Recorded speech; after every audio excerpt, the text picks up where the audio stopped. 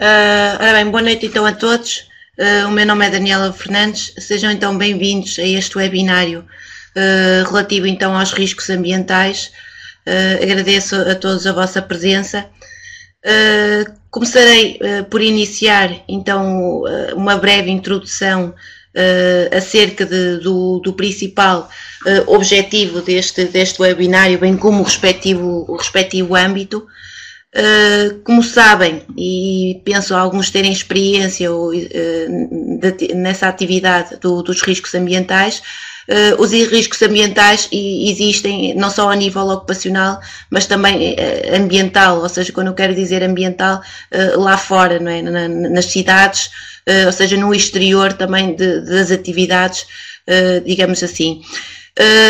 O tema deste webinar em concreto será em relação aos riscos ambientais no âmbito ocupacional.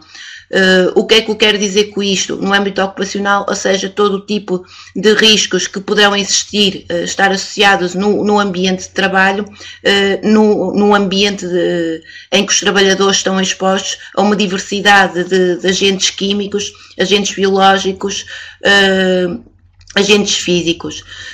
Por isso, e para terem uma ideia, a higiene do trabalho ou os riscos ambientais estão dentro da segurança e higiene do trabalho, mais concretamente dentro da higiene do trabalho. Como sabem, e aqui um breve enquadramento, a segurança e higiene do trabalho tem como objetivo analisar todo o tipo de riscos existentes, não é? E deste modo aplicar medidas, não é? Destinadas então a melhorar as condições de trabalho, ou seja, a garantir a não existência de doenças profissionais e a ocorrência de acidentes de trabalho. O enquadramento é este, o objetivo da segurança e higiene do trabalho é este.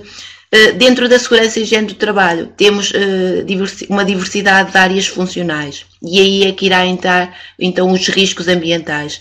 Temos então a questão da higiene do trabalho e aqui é que estuda detalhadamente os riscos ambientais existentes a nível ocupacional. Depois temos também a segurança do trabalho, a ergonomia, a psicossociologia do trabalho, hoje em dia muito importante devido aos riscos psicossociais, e também a medicina do trabalho, que atua em paralelo a todas estas áreas funcionais, na medida em que tenta controlar, analisar o estado de saúde do trabalhador face às condições, não é, aos riscos que possivelmente ele está exposto. Qual é que é a principal diferença entre a higiene do trabalho e a segurança do trabalho?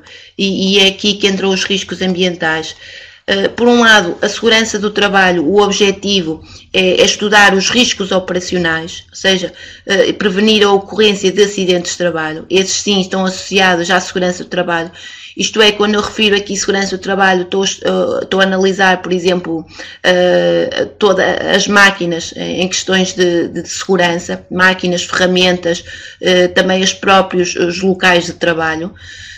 Mas por outro lado tenho a higiene do trabalho e aí é que entra, não é? É que analisamos os riscos, os possíveis riscos ambientais existentes.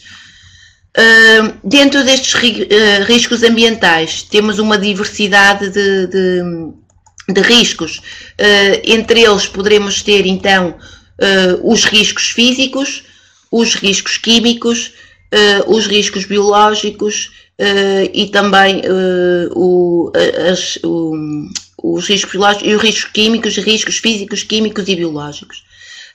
Os riscos químicos, e como sabem, está associado a todo o tipo de contaminantes químicos, agentes químicos que poderão existir no ambiente de trabalho, ou seja, no ar que estão a contaminar o ar e a qual os trabalhadores está exposto. Este tipo de contaminantes químicos tem exigências legais, não é? Não só devemos garantir o cumprimento por parte da legislação em vigor, o cumprimento da concentração desses contaminantes químicos abaixo do valor limite de exposição. Recordem, e para quem não sabe, o valor limite de exposição para diferentes riscos, neste caso os riscos ambientais, está relacionado com o valor máximo que determinado ou o valor máximo determinado acima do qual nenhum trabalhador poderá estar exposto, por caso aconteça, não é, ocorrerão efeitos nocivos. Por isso, nós, como empregador ou como trabalhadores nesta área deste estudo dos riscos ambientais, responsáveis pela análise e controlo destes riscos ambientais, devemos garantir, então, o cumprimento garantir que as concentrações dos agentes químicos num ambiente de trabalho se encontram abaixo do respectivo valor limite de exposição imposto por lei ou por normas existentes. Como sabem, e também, lá está, é uma das componentes no técnico, no de higiene e segurança, é analisar, não é, efetuar cálculos para efetivamente analisarmos se existe risco ocupacional para o trabalhador devido à presença desses contaminantes químicos. O que eu quero dizer com isto é que existem depois muitos fatores a nível de ambiente de trabalho que poderão potenciar, devido aos efeitos sinérgicos dos contaminantes químicos, poderão potenciar esse risco químico. Isto é, nós devemos verificar se existem efeitos, que devemos considerar se existem efeitos aditivos nos agentes químicos que estão presentes no ambiente de trabalho. E o que é que isto quer dizer? Quer dizer que eles não atuarão só como um agente químico, mas sim como dois agentes químicos.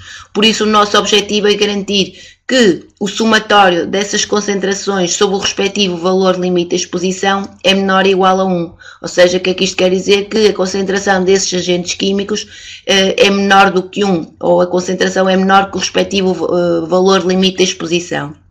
Por isso, existem alguns fatores a ter em conta, nomeadamente os efeitos aditivos que poderão ter esses agentes químicos no ambiente de trabalho e outros que lá está que atuarão independentemente, ou seja, terão efeitos à parte, que é o caso, por exemplo, quando acontece assim, uma situação prática, quando existem o exemplo de poeiras, não é? Ou poeiras, partículas no ambiente de trabalho, ou existem, por outro lado, aerossóis, obrigatoriamente são consideradas efeitos independentes, porque ambas têm características toxicológicas diferentes e, como tal, devemos então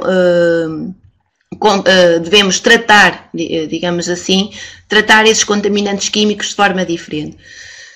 Por isso, e a propósito também dos riscos químicos e regra geral em todos os riscos ambientais existentes a nível ocupacional, a nossa preocupação, como é óbvio, é garantir a ocorrência, não é? Evitar a ocorrência de doenças profissionais, que é uma das as principais consequências, não é? Também poderão indiretamente ocorrer acidentes de trabalho, mas as consequências devido à exposição a riscos ambientais são sempre, poderão ser, regra geral, sempre doenças profissionais. Por isso, devemos efetuar, analisar, verificar o cumprimento, verificar se esse ambiente de trabalho está em conformidade face à legislação em vigor. Como é que isso se verifica? Através, como é óbvio, não é? Enquanto que, penso que têm uma ideia, enquanto que em determinados riscos nós conseguimos avaliar subjetivamente, não é? Como é o caso, por exemplo, de um piso escorregadio, nós conseguimos ter uma ideia de qual é o nível de risco, através da probabilidade associada a esse risco, bem como a gravidade. Para os riscos ambientais é bastante mais exigente.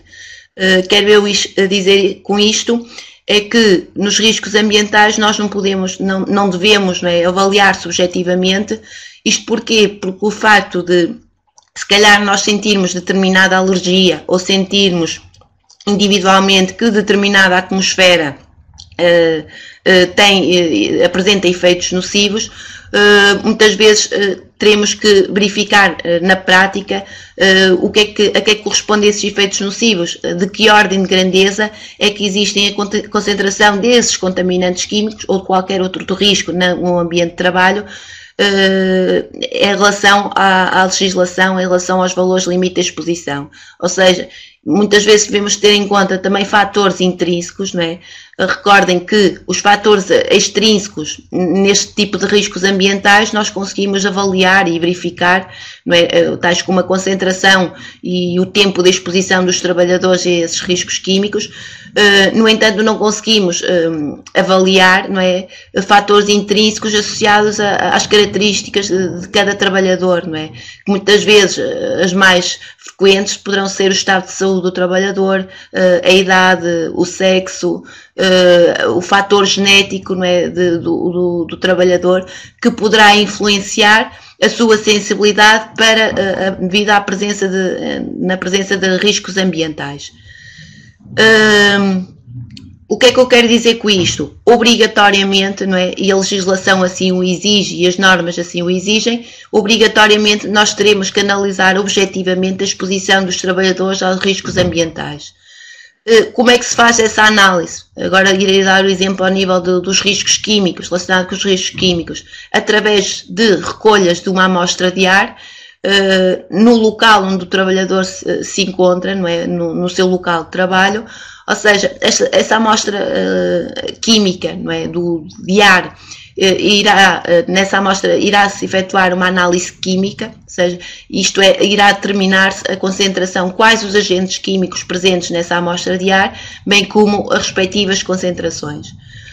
Depois, como é óbvio, passará através da análise o tratamento desses dados que foram recolhidos.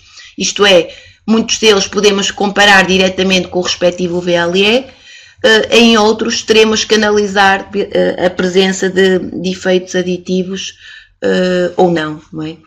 E aí, só com esse tipo de avaliações, a avaliação da exposição dos trabalhadores aos contaminantes químicos, é que conseguimos garantir as exigências da legislação relacionada com os riscos químicos, que diz obrigatoriamente que o empregador deve avaliar a exposição dos trabalhadores aos riscos químicos e deve garantir que os trabalhadores se encontram a concentrações abaixo do valor limite da exposição.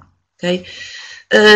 Por isso, obrigatoriamente, e para ficarem com essa ideia, uma das componentes destes riscos ambientais é efetuar a avaliação, não é? Fazer recolha de dados para analisarmos a conformidade desse ambiente de trabalho. Outra situação, e já agora passando para os riscos físicos, relacionado com os riscos ambientais, temos então a questão do ruído ocupacional, já agora uma pequena diferença entre ruído ocupacional e ruído ambiental, não é?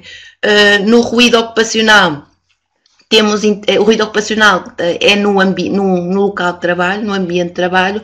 O ruído ambiental mete-se lá fora, não é? Que muitas vezes, lá está também a obrigatoriedade, é garantir, por exemplo, indústrias, não é? Não produzem ruído superior a determinados valores. A nível relacionado com o ruído ocupacional, temos então a legislação, o 182 de 2006, o Decreto-Lei 182 de 2006, este Decreto-Lei, a nível no risco ambiental, exige, não é, que o trabalhador efetue uma avaliação da exposição dos trabalhadores ao ruído. Como é que se efetua essa avaliação da exposição dos trabalhadores ao ruído? É a aplicação desse mesmo decreto, isto é, através de avaliações com os equipamentos específicos, um exemplo, o sonómetro, não é? Ou seja, equipamentos que permitirão avaliar os níveis de pressão sonora na gama de frequência audível, ou seja, recolher os dados do nível da exposição pessoal diário, nível de exposição pessoal diários, peço desculpa, e comparar com o valor limite da exposição. Sucintamente, e para terem uma ideia, claro que isto envolve depois muitos cálculos, não é? Digamos assim, para fazer o cálculo desse nível de exposição diária de acordo com os dados que foram recolhidos, mas o nível de exposição, a legislação, o 182 de 2006, exige, então, todos os trabalhadores que estão expostos ao ruído, dever-se-á, então, avaliar o seu nível de exposição pessoal diário. Esse nível de exposição pessoal diário dever-se-á depois comparar com o valor da ação inferior, com o valor da ação superior e com o valor limite de exposição. O que é que quer dizer estes valores da ação inferior e valor da ação superior e valor limite de exposição? O valor da ação inferior, já agora para ficarem também com uma ideia, que depois, lá está, só através de cálculos, o valor da ação inferior é 80 decibéis A e é 135 decibéis C para o pico do gráfico de medição do nível de ruído. Ou seja, 80 decibéis A, o valor da ação superior temos então 85 decibéis A e o valor limite da exposição 87 decibéis A. O que é que quer dizer na prática e quais são as nossas obrigatoriedades, não é, como técnicos responsáveis? Garantir, em primeiro lugar, que o trabalhador não esteja exposto a valores, não é, como eu disse anteriormente, a níveis de exposição pessoal diária superiores aos 87 decibéis A. Caso esteja abaixo, existem determinadas medidas relacionadas com a ordem de grandeza desse valor. Por exemplo, abaixo dos 80 decibéis A não existe qualquer tipo de obrigatoriedade, a não ser a tal informação dos trabalhadores, não é? Aquelas regras base, informação dos trabalhadores, acerca da presença do risco da exposição ao ruído, quais as medidas que devem ativar, não é? Quando, por exemplo, da utilização de uma máquina. Isso abaixo de 80 decibéis A. Assim, entre os 80 e os 85 decibéis A, que é o caso do valor, entre o valor da ação inferior e o valor da ação superior, aí já, o empregador, não é? Nós já devemos disponibilizar aos trabalhadores equipamentos de proteção individual e eles terão então a liberdade, não é? Já que nada é exigido em termos de legislação, de os utilizar ou não. Okay? Isso entre os 80 e os 85 decibéis A, ou seja, também entre os 135 e os 140 decibéis C para o caso do pico, do LC pico. Depois, que é o pico, não é? O nível de pressão sonora mais alto medido no espectro de ruído. Para valores, por outro lado, para valores entre os 85 e os 87 decibéis A, aí já temos outras obrigatoriedades, ou seja, aí já teremos que disponibilizar equipamentos de proteção individual, não é? do tipo auriculares, não é? Tapões auditivos ou abafadores, não é? os que são adequados para o tipo de ruído que os trabalhadores estão expostos. Ou seja, disponibilizar, mas também garantir a utilização por parte dos trabalhadores. Não é? Existe a obrigatoriedade, neste caso, na sua utilização.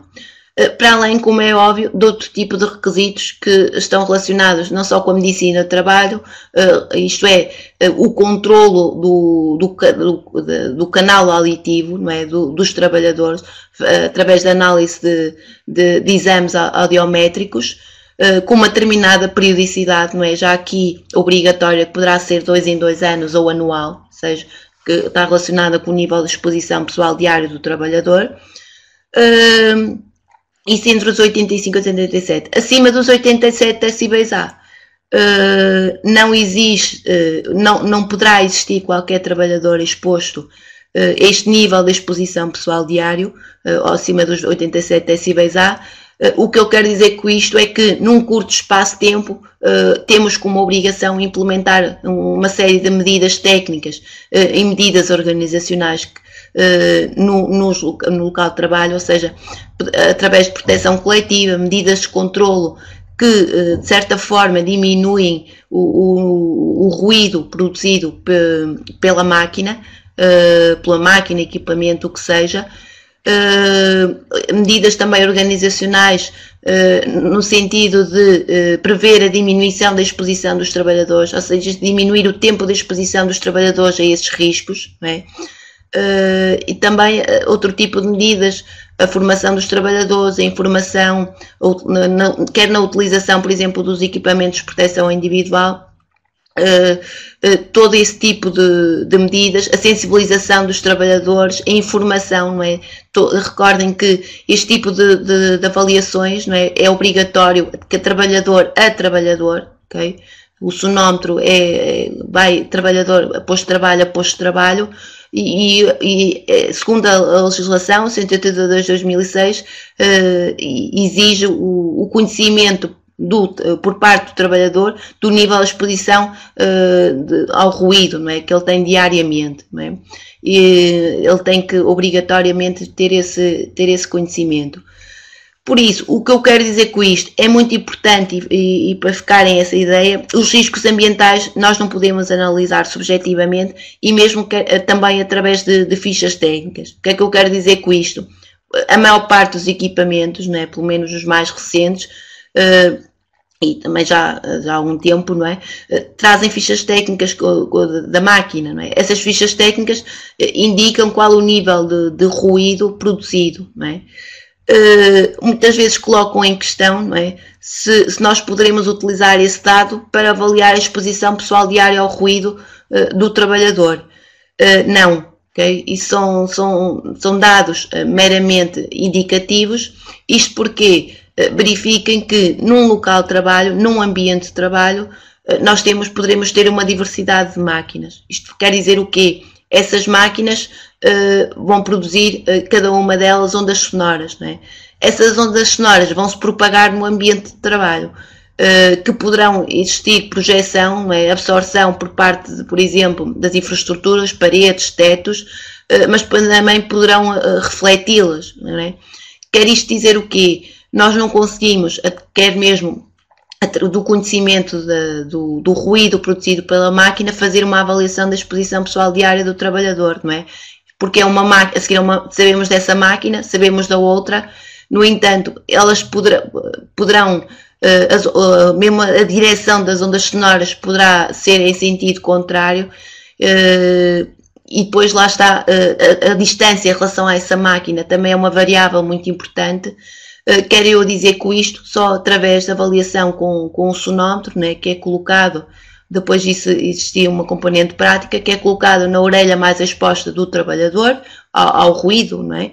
À máquina, e depois, através de cálculos, né, de elaboração, elaborarmos um relatório da exposição desse trabalhador, cálculos específicos que vêm no 182/2006, aí sim poderemos verificar qual é então o nível de exposição do trabalhador ao ruído. Como é óbvio, esse tipo de cálculos, não é? Sempre em escala logarítmica. Por exemplo, nós sabemos que uma máquina tem um ruído de 80 decibéis, a outra tem 85.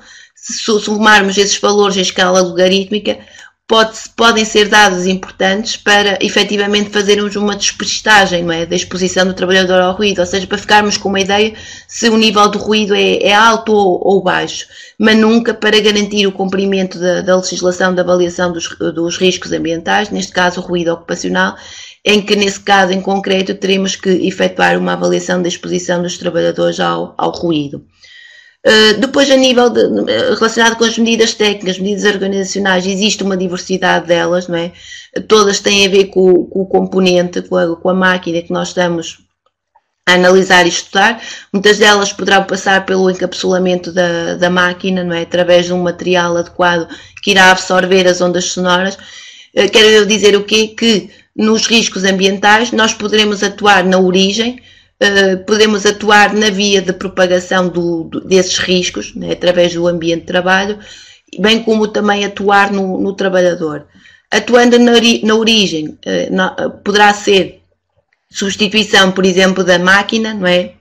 Alteração da máquina, atuando na via de propagação, não é? Ou seja, quais as direções, por exemplo, das ondas sonoras poderão passar pelo encapsulamento de determinados locais dessa máquina, ou atuando por último no trabalhador, não é? Através de equipamentos de proteção individual. Não é?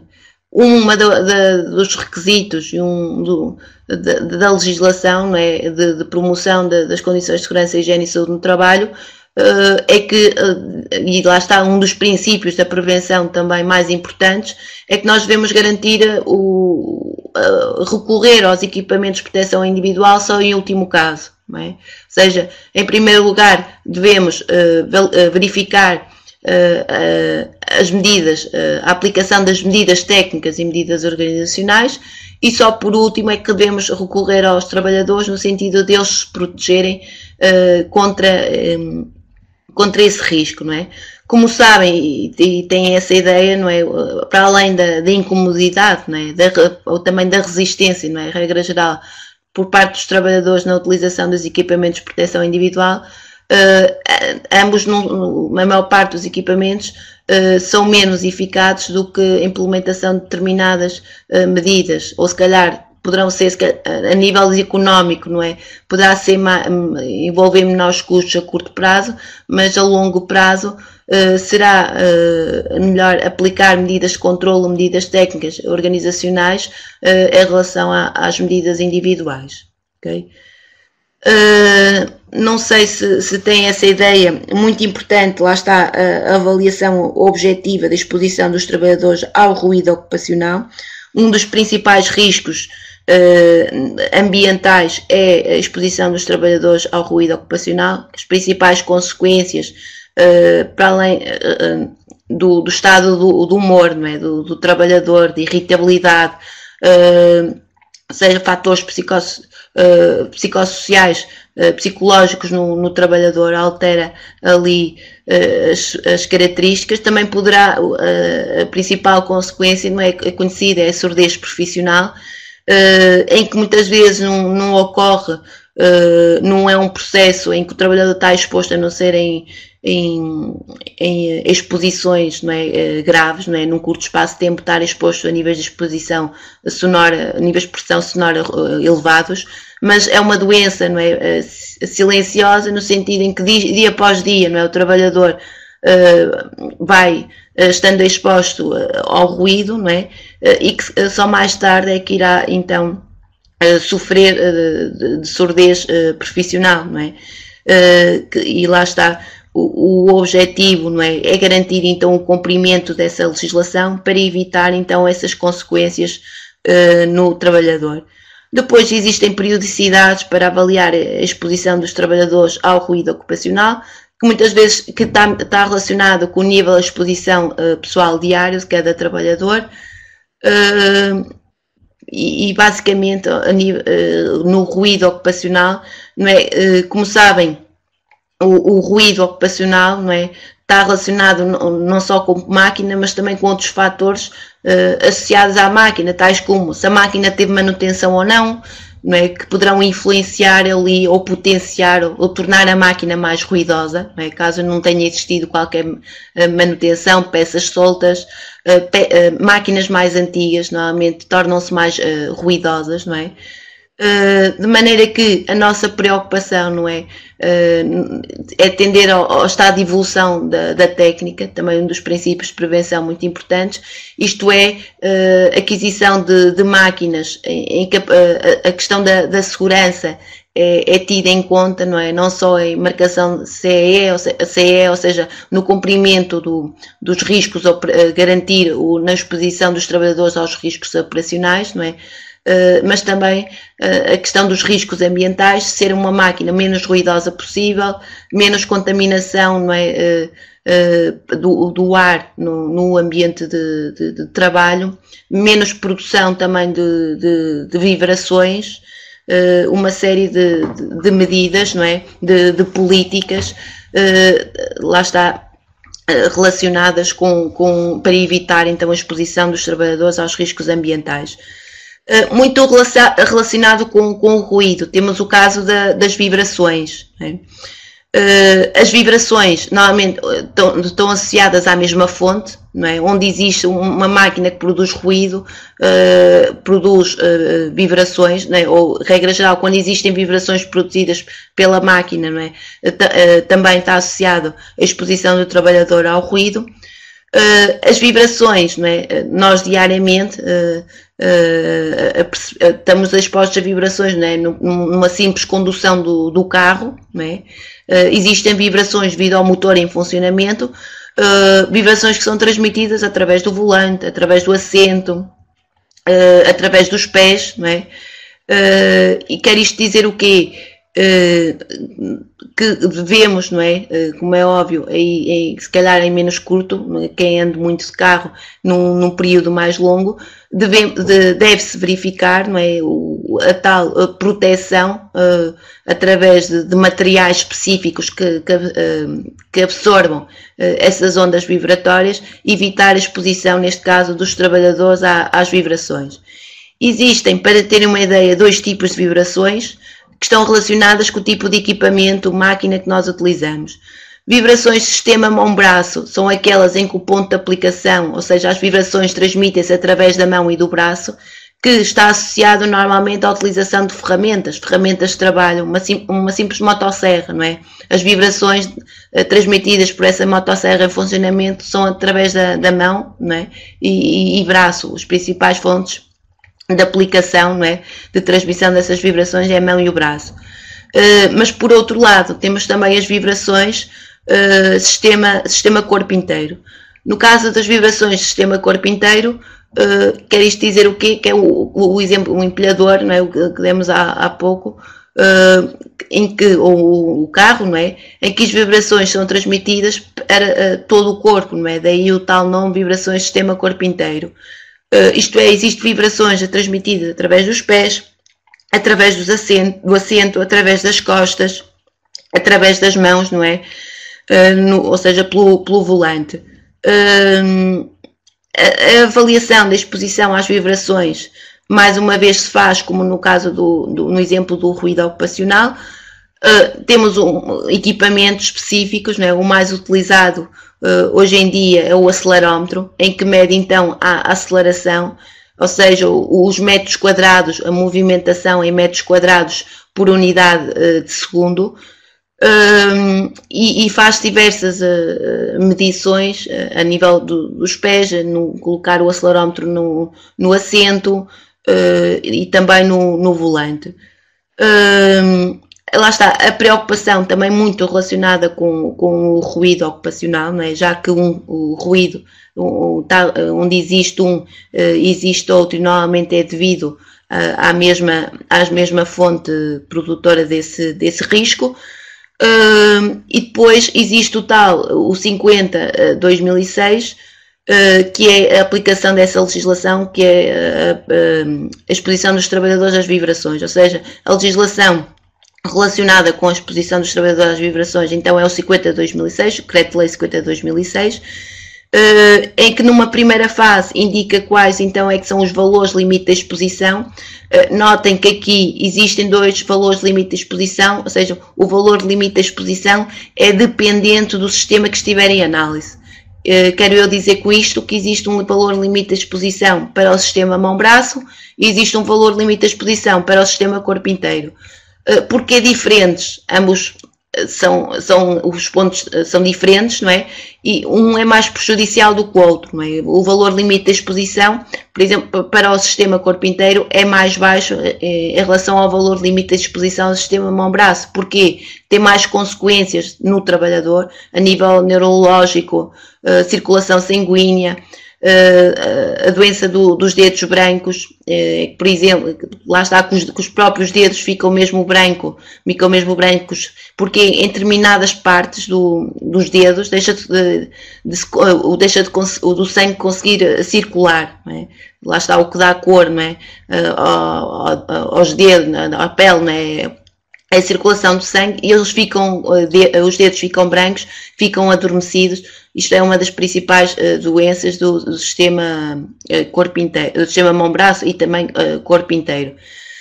Depois, também existem muitos fatores, não é, que poderão potenciar, não é, criar a tal sinergia, não é, aumentar a exposição dos trabalhadores às vibrações. Isto é, por exemplo, em ambientes frios, não é? Em ambientes frios em que haja exposição dos trabalhadores a vibrações, as consequências são maiores, não é? Porque lá está, não conseguimos garantir o metabolismo interno e a nossa reação, não é? Será diferente. Ou seja, poderão potenciar aí uma série de consequências nos trabalhadores também em ambientes frios.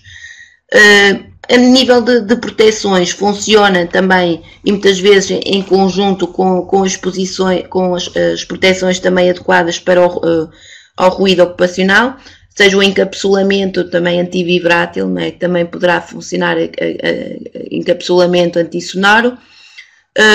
Depois também a nível de substituição, não é, manutenção da máquina, uma medida organizacional. O comprimento, não é? O comprimento que os trabalhadores não se encontram a valores limite de exposição superiores a valores de exposição às vibrações superiores ao valor de limite de exposição. Peço desculpa. E depois também o cumprimento, isto é, o cumprimento dessa legislação em vigor através dos dados, não é, das avaliações que foram efetuadas, mais uma vez avaliações, não é, objetivas, não é, através da recolha de dados de medições, e depois as obrigatoriedades, não é, também relacionadas com a medicina do trabalho, relacionadas com as medidas que devem ser implementadas. Existem equipamentos de proteção individual também com características antivibráteis, luvas, próprios também sapatos de proteção, ou seja, existe uma diversidade de medidas a aplicar para evitar então a exposição, baixar ao máximo, não é, esse valor de exposição dos trabalhadores às vibrações. Riscos físicos, não é? Já falamos então do ruído, já falamos das vibrações.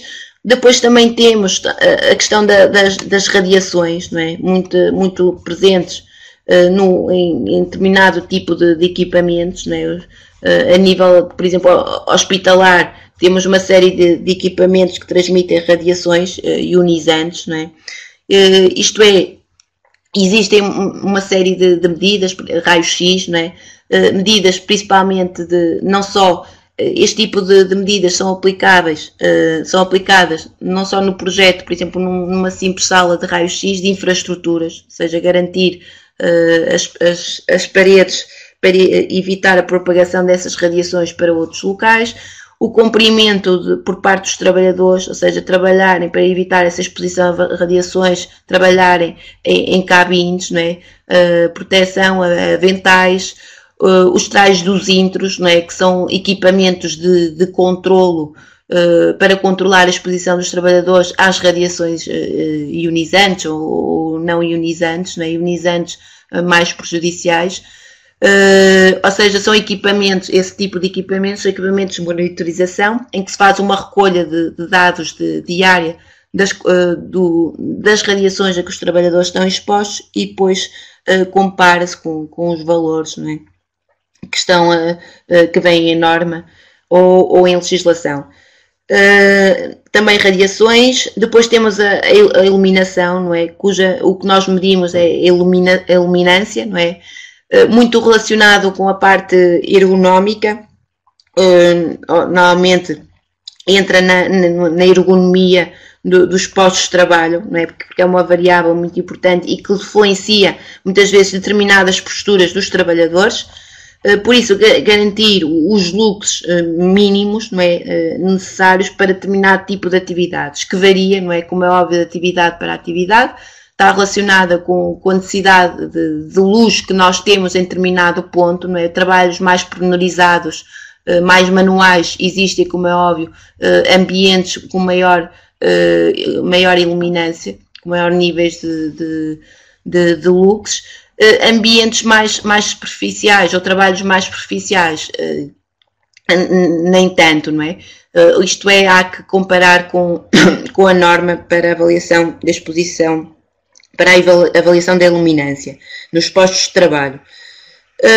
Depois, também nos riscos físicos, temos o ambiente térmico, não é? Recordem que o ambiente de trabalho, não é?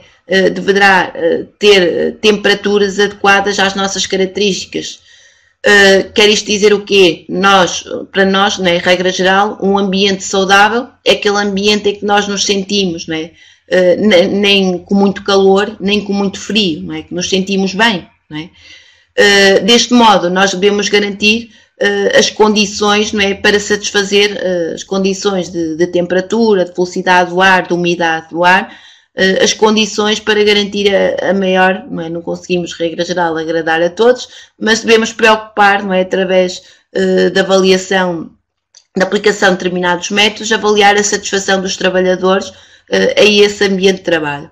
Essa satisfação dos trabalhadores, aqui entra muito a componente intrínseca, tem muito a ver com a própria estatura do trabalhador, com o seu peso, com a sua altura, com o tipo de roupa que ele utiliza, com o metabolismo do trabalhador, ou seja, a capacidade do trabalhador em absorver temperatura, ou em libertá-la para o ambiente de trabalho, para terem uma ideia, em ambientes quentes, nós temos tendência ao quê? Existe o ambiente, em relação ao nosso corpo, está mais quente, por isso nós temos que obrigatoriamente estamos a absorver calor do exterior e obrigatoriamente através da aceleração do metabolismo, através de determinados mecanismos termorreguladores, teremos que aumentar essa libertação de energia que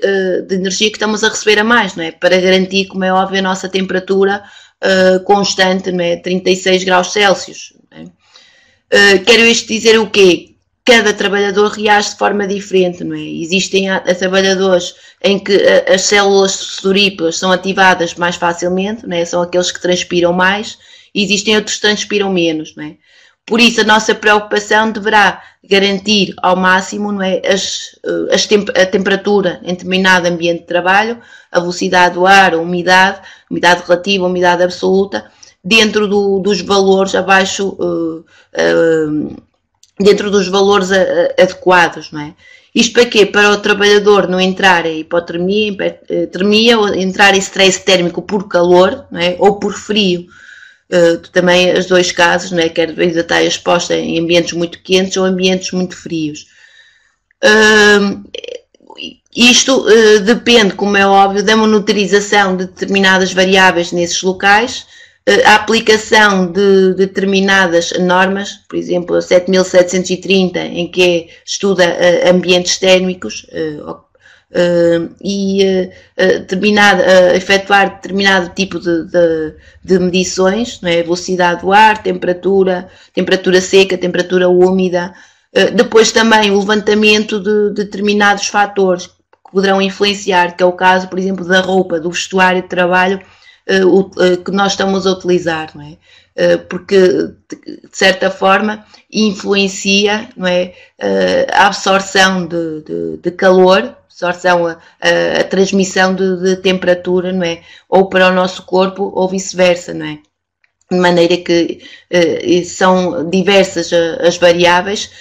A legislação, para ficarem com uma ideia, a legislação é muito vaga, em termos relacionada com este tema do ambiente térmico, apenas dizem, em determinados pontos, que nós devemos garantir que o trabalhador se encontra em ambientes, o ambiente de trabalho relacionado com a térmica, com a temperatura, a velocidade do ar, são adequados ao trabalho executado. Recordem que uma componente também muito importante é o trabalho executado. Existem trabalhos mais pesados, existem trabalhos mais leves. Os trabalhos mais pesados, os trabalhadores têm um metabolismo mais elevado, ou seja, libertam mais energia e deste modo terem que garantir o sistema, a temperatura interna constante, e deverão ter que existir determinadas características nesse local de trabalho, Por exemplo, a ventilação desse local, para garantir que ele não está a libertar toda a energia sob a forma de calor. Quero dizer com isto que o que diz a legislação é que nós devemos garantir o cumprimento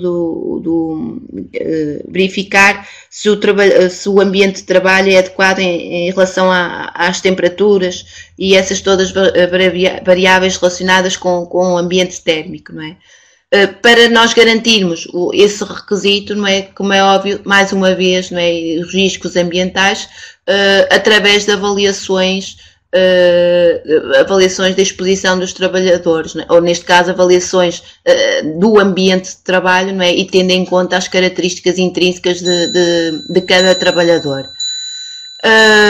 Que vem na norma, isto porque a legislação lá está é muito vaga, apenas refere a nível, nos escritórios, quais é que são as condições, a temperatura do ar, a velocidade do ar, e depois deixa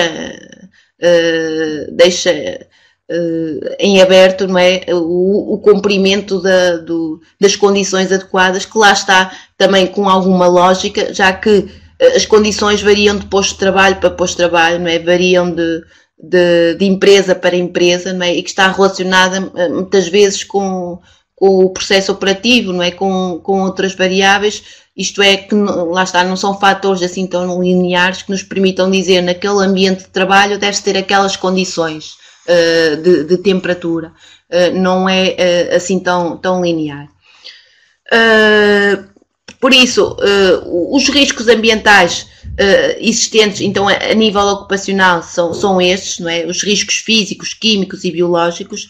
Os riscos biológicos, ainda não falei, funcionam do mesmo modo, ou pelo menos o cumprimento e a obrigatoriedade por parte do empregador funciona do mesmo modo, ou seja, analisar a presença de contaminantes biológicos, não é? Muito comuns, laboratórios, hospitais, não é? Avaliar então essa concentração, não é? Essa que vem em unidades formadora de colónia, que é essa a variável de medida dos fungos, das bactérias, tudo isso, não é? Lá está, riscos biológicos, não é? Muito comum nos ares condicionados, não é? Que lá está, se não houver tratamento, manutenção, substituição dos filtros, não é? Vai criar ali bactérias, não é? O desenvolvimento de micro-organismos que poderão causar a contaminação dos trabalhadores, não é? A nível biológico. Por isso, passa muitas vezes pela manutenção de equipamentos, pelas determinadas regras de higiene, não é? Muito a nível hospitalar, a desinfecção, a limpeza das áreas, e por também determinadas medidas de proteção, principalmente quem lida, não é? Muito nas atividades de veterinários, matadouros, não é? Em que existe muito contacto com os animais, que são grandes fontes transmissoras, não é? Tal como nós, grandes fontes transmissoras de micro-organismos, e como tal deve nessas atividades tomar medidas, não é? Não só a nível de proteção individual, quem tem muito contacto direto, mas também medidas a nível ambiental, no sentido de garantir a limpeza, não é? A manutenção dos equipamentos, a limpeza dessas áreas, ventilação desses locais, o cumprimento por parte dos trabalhadores das regras de higiene, e basicamente é isso. Cada vez mais esta legislação cada vez mais trata, é mais exigente, não é? Principalmente a níveis de exposição no caso, por exemplo, do ruído. Recordem que antigamente falava-se em 90 decibéis-A, a legislação anterior era 90 decibéis-A, agora está nos 87 decibéis-A, não é? A doença profissional, a surdez profissional é das doenças mais comuns hoje em dia, não é? Que se verifica que se verificam nos trabalhadores, por isso cada vez mais existe esta exigência por parte das entidades que inspecionam as condições de trabalho, não é? Cada vez mais temos que, lá está, analisar, avaliar a exposição dos trabalhadores, da exposição a este tipo de riscos, e verificar, não é? Tratar, não é? Promover as condições de segurança e saúde nos trabalhadores, não é? Essa é a principal preocupação, evitar a ocorrência de doenças profissionais, através, lá está, como é óbvio, do cumprimento dos princípios gerais de prevenção, do cumprimento depois da legislação específica em relação a cada risco. Ok? Não sei se querem colocar alguma questão também da vossa experiência